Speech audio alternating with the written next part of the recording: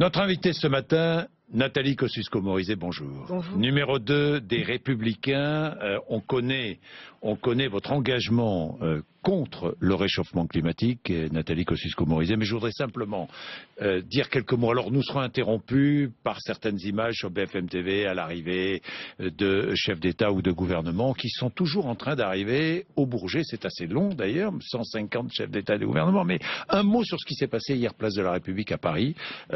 Honteux, indigne ? Moi, j'ai trouvé les images évidemment très choquantes. Oui. Des images d'affrontement au nom de l'écologie, parce que les casseurs, qui à mon avis n'ont rien à voir avec l'écologie, mais enfin étaient là pour certains au nom de l'écologie. C'est toujours choquant. Mais ce qui était insupportable, c'était de voir des casseurs se saisir de bougies, de fleurs du mémorial. Comment est-ce qu'on peut envoyer les bougies et les fleurs du mémorial de la place de la République à la tête des CRS? Et là, on voit vraiment que l'extrémisme, ça aboutit à des choses absurdes. Il y a plus de hiérarchie de rien. Oui. Mais enfin, dans certains partis, quand j'ai entendu Éric Ciotti nous dire qu'il fallait annuler la COP 21, pardonnez-moi, on est aussi dans l'absurde, non? Moi, j'aurais trouvé dommage, problématique. Enfin, je ne suis pas du tout pour l'annulation de la COP 21. En revanche, j'aurais trouvé ça normal, et ça a été partiellement fait qu'on redimensionne un certain nombre d'activités qui étaient prévues à côté. Parce que voilà, priorité à la négociation, l'état d'urgence impose un certain nombre de choses en matière de sécurité, impose un certain nombre de choses aux Parisiens, aux Français. C'est normal aussi que la COP s'adapte, mais ça ne veut pas dire que soit annulée. Alors, Nathalie Kosciusko-Morizet, la planète est en état d'urgence, l'humanité en état de survie. Est-ce que ce sont des grands mots ou c'est une réalité? Est-ce que vous dites, vous aussi, comme Nicolas Hulot, comme tant d'autres, qu'il y a vraiment danger? On est sur une très mauvaise pente. Il faut bien comprendre que le changement climatique, ce n'est pas un risque pour demain. C'est quelque chose qui est en train de se passer aujourd'hui. C'est quelque chose qui a déjà commencé en fait. La température de la planète, elle a déjà augmenté en moyenne d'1 degré depuis l'ère pré-industrielle.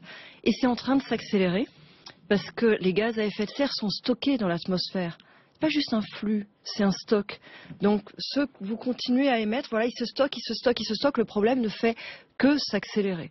Donc on est dans une espèce de course contre la montre pour que la planète reste vivable. Donc l'humanité doit trouver un accord. Bien sûr. Donc les responsables politiques, là, ont une responsabilité, sont devant des choix indispensables. Il faut bien comprendre que chez nous, ce sont des choses qu'on commence à voir et à sentir, le changement climatique. Mais il y a déjà des régions du monde dans lesquelles les choses sont en train de tourner critiques. Des petites îles dans lesquelles la remontée des eaux salinise la nappe phréatique et en fait rend l'agriculture impossible.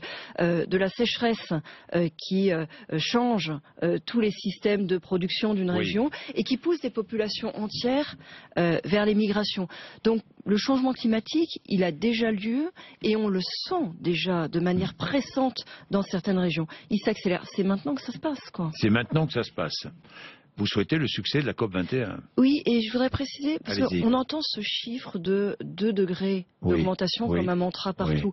C'est pas un chiffre qui sort de nulle part, en fait. Ce que nous disent les scientifiques, c'est que jusqu'à 2 degrés d'augmentation moyenne sur la planète, et c'est une augmentation moyenne. Il y a des régions dans lesquelles c'est forcément beaucoup plus, et d'autres pour des raisons scientifiques. Donc jusqu'à 2 degrés en moyenne, c'est gérable. C'est-à-dire que vous avez une augmentation, par exemple, du nombre d'événements climatiques, les cyclones, et ils sont de plus en plus puissants, mais ça reste gérable. Et puis au-delà, on entre dans une phase qui est beaucoup plus rude, dans laquelle justement on peut être exposé à des mouvements massifs de migration, donc des déstabilisations massives derrière. C'est pas juste, j'insiste là-dessus parce que si vous voulez, on peut être tenté de se dire 2 degrés, qu'est-ce que c'est, et puis après les hivers sont moins longs. Non, c'est pas ça. Oui, mais Nathalie Kosciusko-Morizet, ce sont des discours, évidemment. Aujourd'hui, mais pas des discours, c'est une réalité, c'est en train de se passer. Il y a aujourd'hui cette réalité. Beaucoup l'entendent, beaucoup ne l'acceptent pas, mais sont prêts à faire des efforts pour effectivement lutter contre ce réchauffement climatique, mais beaucoup ont d'autres urgences. Et je l'entends, vous aussi vous l'entendez encore. Oui, la planète, bon d'accord, mais avant il y a le chomage, il y a le risque terroriste. Et les urgences sont légitimes. Mais attendez, les urgences sont légitimes. Comment répondre à quelqu'un qui vous dit ça? Il ne faut absolument pas laisser ça d'installer une espèce de conflit entre le court terme et le long terme. Il faut au contraire essayer de le dépasser. Il ne faut pas laisser s'installer une espèce de conflit entre le quotidien, les urgences du moment, et on n'a pas le temps pour plus tard. Il faut développer des systèmes économiques, technologiques qui permettent de conjuguer les deux. C'est ça l'écologie. Et le faire en développant des systèmes, des technologies, des systèmes de production, de consommation qui en plus nous permettent de nous sortir du marasme économique dans lequel on est. C'est ça les solutions qu'il faut rechercher. C'est pas le long terme contre le court terme, c'est pas l'écologie contre l'économie, c'est le mariage entre les deux. Vous pensez que l'économie du partage, ça favorise moi, je pense que franchement, tous les nouveaux... ça favorise la croissance? Je suis pas certain. Écoutez, moi je pense qu'au frottement entre l'écologie et le numérique, il y a les nouveaux modèles qui peuvent à la fois nous permettre de résoudre la crise écologique et nous apporter une nouvelle compétitivité. Tous ces modèles dans lesquels vous n'allez plus être propriétaire de votre bien, mais vous allez être usager de votre voiture. Vous n'avez pas besoin d'avoir une voiture toute la semaine. Quand vous habitez Paris, par exemple, c'est devenu absurde. Vous pouvez la partager, trouver un moyen pour en avoir une quand vous en avez vraiment besoin. La façon, et la possibilité de on va partager vous dire, j'entends déjà, Nathalie Kosciusko-Morizet, c'est une bobo, de toute façon. Je déteste ce mot bobo, mais ça fait rien. Il est utilisé, c'est une bobo. De toute façon, c'est absurde, elle vit autrement. Et c'est loin d'être surtout un problème urbain. C'est aussi un sujet pour partout en France. Est-ce que vous avez l'impression que notre système aujourd'hui économique fonctionne bien? Ça tourne bien? Vous êtes satisfait? Là, on a plus de 10% de chômage, on a 25% de chômage des jeunes, on n'arrive pas à s'en sortir, il y a du désespoir qui s'exprime différemment sur le tempérament, mais il y a toute une génération qui se dit qu'elle va aller faire sa vie ailleurs. Bon, vous avez le sentiment que ça marche bien? Non, ça marche pas bien. Moi, ce que je dis simplement, c'est que entre les nouvelles technologies en matière numérique et les enjeux écologiques, il y a quelque chose à faire pour redonner de l'espérance. Ça, pour l'avenir. Pour le présent aussi, déjà. Pour le présent aussi, parce que les nouvelles technologies elles sont en train de révolutionner le quotidien aujourd'hui. Mais aujourd'hui, il y a les subventions aux énergies fossiles, 452 milliards de dollars par an, alors qu'on ne donne que 121 milliards de dollars pour les renouvelables, par exemple. Est-ce qu'il faut, je ne sais pas moi, un accord juridiquement contraignant à cette COP 21 pour engager les pays à baisser leur production de CO2, par exemple. Bien sûr. Regardez, aujourd'hui... Oui, mais contraignant, les États-Unis, par exemple, ont dit qu'ils n'en voulaient pas. Prenons un chiffre, moi c'est un chiffre qui me frappe beaucoup. Aujourd'hui, pour 1 euro investi dans les énergies renouvelables, vous avez 4 euros investis dans les énergies fossiles. Oui. Là, je parle d'investissement. Donc, c'est en fait exactement la proportion inverse qu'il nous faudrait. Oui, mais alors comment il nous faudrait 4 euros dans les énergies renouvelables pour 1 euro dans les fossiles. C'est tout l'enjeu de la conférence des parties. L'Arabie Saoudite ne veut pas entendre parler d'accord, par exemple. Je ne dis pas que c'est facile. Moi, c'est un sujet sur lequel je bosse depuis des années. Mais je suis sûre d'une chose, c'est que si on n'essaye pas, on y arrivera. On n'y arrivera pas. Et je pense qu'en plus, la France a des atouts à faire valoir dans cette nouvelle économie-là. Donc en plus, je pense que c'est notre intérêt. Qu'est-ce qu'on essaye d'obtenir à Paris? On essaye d'obtenir un accord contraignant. C'est-à-dire que les États s'engagent sur des réductions d'émissions. Un accord contraignant, ça veut dire aussi qu'à la clé, il faut qu'il y ait des sanctions. Il faut qu'il y ait la possibilité de vérifier. C'est pas l'ONU qui sanctionnera, hein?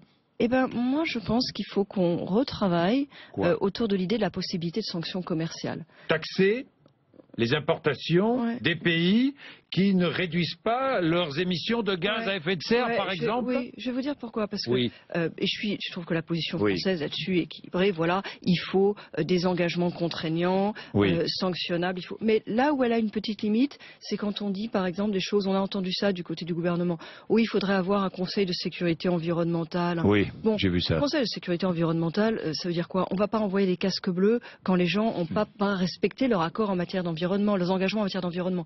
Moi, ce que je crois, c'est qu'il faut qu'on associe la question commerciale et la question environnementale. Parce que peut-être que c'est bien malheureux, mais finalement, c'est l'argent qui est une contrainte dans le monde d'aujourd'hui.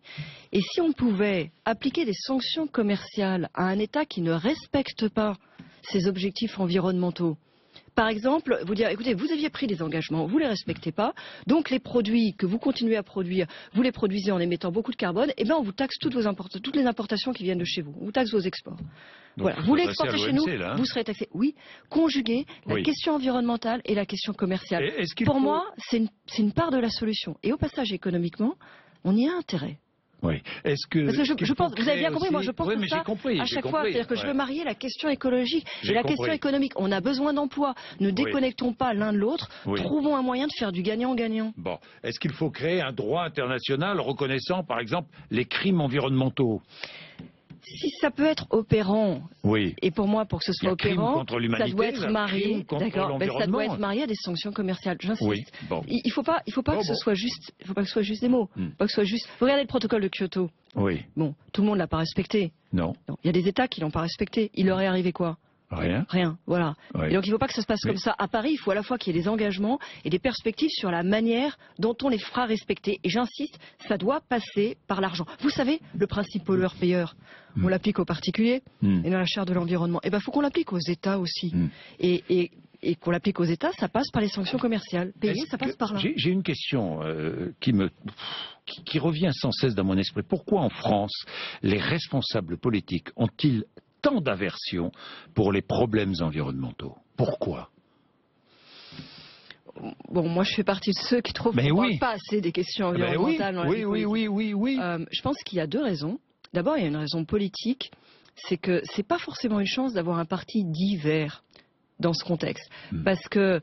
ça a plombé la lutte contre... les Verts font pas forcément beaucoup d'écologie, contre le réchauffement climatique, mais ça sert en revanche d'alibi pour les autres partis pour n'en pas faire. Donc je suis pas sûr que ce soit forcément une chance d'avoir un parti divers. Moi je milite plutôt pour écologiser les partis existants. Bon, et puis il y a un deuxième problème. Je suis sûr que vous réussissiez beaucoup dans votre parti. Hein, quand je vois le choix, écoutez, vous pouvez dire... le choix de la représentante chargée de l'environnement, qui est pour les gaz de schiste, qui est pour le diesel, et qui a d'autres...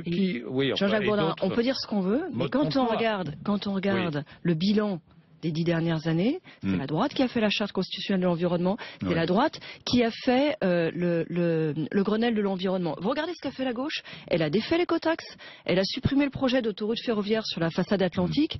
Si vous voulez, c'est une des faiblesses de la position de la France dans ces négociations de Paris, c'est que le bilan de ce gouvernement depuis 3 ans, c'est pas grand-chose, c'est même des reculades. C'est un nouveau converti, François Hollande. Mais le recul sur l'écotaxe, sur l'éco-redevance sur les poids lourds est un scandale qui va coûter très cher aux contribuables. C'est lamentable la façon dont ce gouvernement a agi sur l'éco-redevance sur les poids lourds. Pour nous dire après, 2 ans après, mais finalement on va la faire au niveau régional. Le gouvernement... lamentable sur les questions écologiques. Mais franchement, vous n'êtes pas mieux sur les questions écologiques. Franchement, même votre leader, Nicolas Sarkozy, lui ne me paraît pas très écologique. Je reviens sur la question environnementale. Pour les partis, encore une fois, regardez le bilan et vous trouverez un meilleur bilan à droite qu'à gauche. Mais de toute façon, il y a un problème qui traverse la société française. C'est qu'on a tendance à considérer que l'écologie, c'est un luxe. Que quand on est en période de croissance, allez, on va s'offrir des petites choses, on va pouvoir se le payer, et puis quand on est en situation de crise, on peut plus. On arrête, et c'est vrai au niveau des entreprises comme c'est vrai au niveau de l'État. Regardez l'évolution des budgets, c'est d'abord sur le ministère de l'écologie qu'on tape quand il faut réduire le budget au niveau de l'État. Mais c'est pareil au niveau d'un certain nombre de collectivités territoriales, et c'est pareil dans les entreprises. Oui, c'est ce que je vous dis, c'est un problème qui est dans la société française.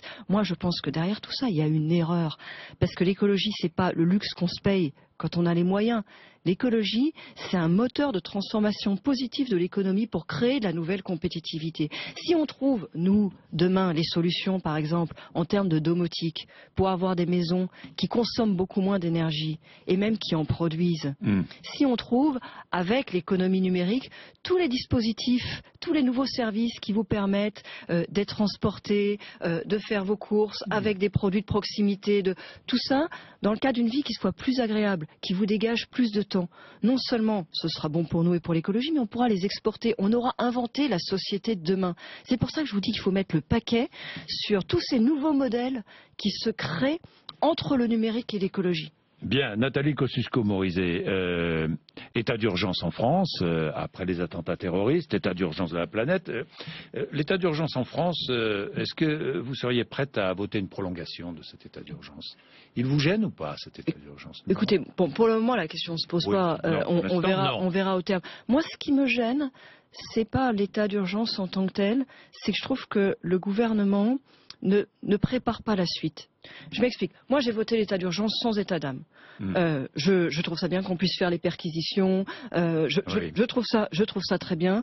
Je suis pour. Je l'ai voté sans état d'âme. Je ne regrette pas de l'avoir voté. Mais je pose la question, et après? Moi, je voudrais pas que ce gouvernement nous ait juste proposé l'état d'urgence comme pour se dédouaner d'avoir si peu fait avant, et puis qu'après, on revienne business as usual. Donc rien de changé en matière de police, rien de changé en matière de justice. Je voudrais bien qu'on prépare maintenant. Je ne sais pas, mais en fait, des annonces de fonctionnaires engagés, enfin, bon, etc., etc. Si vous voulez, on n'est pas à la hauteur du problème. Je voudrais bien qu'on nous dise maintenant, qu'on puisse en débattre maintenant de ce qu'on fera à la sortie de l'état d'urgence. Et ce qu'on ferait à la sortie de l'état d'urgence, pour moi, ça doit être le renforcement de nos dispositifs en matière de police et en matière de justice. Il ne faut pas juste que l'état d'urgence ait été une parenthèse liée à un électrochoc et qu'après ça redevienne comme avant. Il faut que ce soit l'occasion de nous préparer à la sortie et d'avoir à la sortie un dispositif qui fonctionne beaucoup mieux. Par exemple, moi je trouve que ces perquisitions, elles ont l'air efficaces, elles ont l'air utiles. Est-ce qu'on ne peut pas trouver un dispositif qui permettrait d'une manière ou d'une autre de les poursuivre sans la lourdeur de tout l'appareil judiciaire comme il y avait avant l'état d'urgence?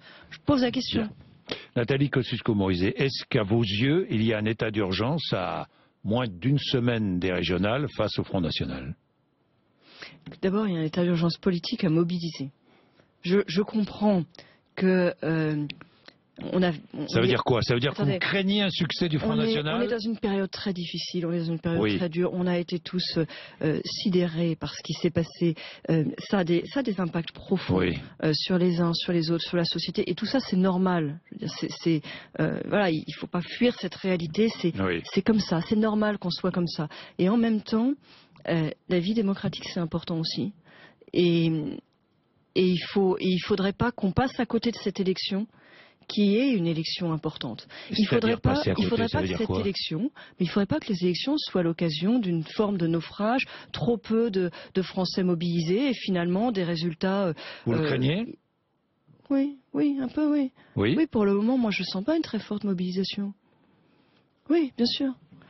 Et encore une fois, je trouve ça pas complètement normal. Pour empêcher le Front National de diriger une région, il faut un accord électoral entre la gauche et les Républicains. Ce serait un paradoxe que ce soit le Front National qui sorte gagnant en quelque sorte de cette période. Ce serait un paradoxe parce que le Front National a été le dernier parti à se mobiliser concrètement sur la lutte contre le terrorisme. Vous regardez au niveau de l'Union européenne, ils ont refusé de voter le dispositif PNR qui permet de partager les fichiers, les informations sur les gens dont on ne souhaite pas qu'ils voyagent en avion. Ils ont refusé à l'Assemblée nationale de donner des nouveaux moyens aux services de renseignement dont les services ont besoin pour lutter contre le terrorisme. Dans beaucoup de municipalités, ils refusent le vote pour les nouvelles caméras de vidéosurveillance. Ce que je veux dire, c'est que ce serait un paradoxe que dans cette période-là, à cause de cette période-là, on se tourne vers le Front National qui, justement, sur la lutte contre le terrorisme, s'est montré Vous n'avez pas répondu à ma question. Que faire si le Front National est en tête dans plusieurs régions dimanche prochain? Et vous savez bien, Jean-Jacques, que moi je réponds systématiquement et avec la plus grande clarté à cette question-là, mais j'y réponds quand elle se pose. Et j'y répondrai donc quand elle se posera, une fois que les Français seront prononcés sur le premier tour. Maintenant, je peux vous dire sur le sujet d'une règle générale. Laissez-moi finir si vous voulez que je vous réponde. Maintenant, je peux vous dire sur ce sujet une règle qui sera la mienne pour choisir, pour trancher. Je pense qu'il faut tout faire pour éviter que le Front National prenne une région, mais il faut aussi tout faire pour éviter la confusion politique qui nourrit le Front National. Mais il faut garder ces deux objectifs-là en tête, parce qu'on ne peut pas choisir l'un contre l'autre. Vous êtes électeur des Républicains ou socialistes. Et moi, j'y réponds une fois que les gens ont voté. Je fais pas le deuxième tour avant le premier tour, parce que ça sert à rien. Et justement, ça participe de la confusion. J'ai jamais choisi la facilité sur ces sujets-là. J'ai jamais choisi la facilité. Je connais votre positionnement. Vous le savez très bien. Mais ça sert à rien de faire le deuxième tour avant le premier tour. Avant le premier tour, ce qu'il faut surtout, c'est que les gens se mobilisent. Bien, merci Nathalie Kosciusko-Morizet. Merci. 8h56.